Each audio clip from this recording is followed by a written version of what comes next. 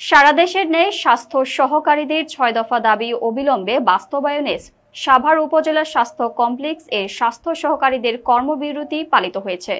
Senior staff reporter Mohammad Shamim Ahmed জানান, মঙ্গলবার সকাল ৮টা থেকে ১০টা পর্যন্ত সাভার উপজেলা স্বাস্থ্য কমপ্লেক্স চত্বরে স্বাস্থ্য সহকারীদের এই কর্মবিরতি চলে।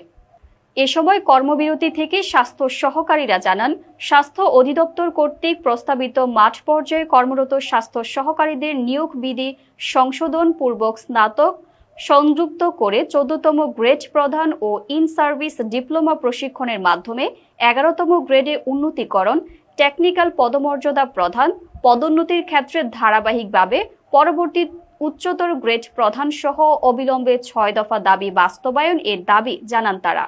১ সেপ্টেম্বরের আগে দৃশ্যমান দাবি বাস্তবায়ন না হলে কমপ্লিট শাটডাউনের হুঁশিয়ারি দেন তারা।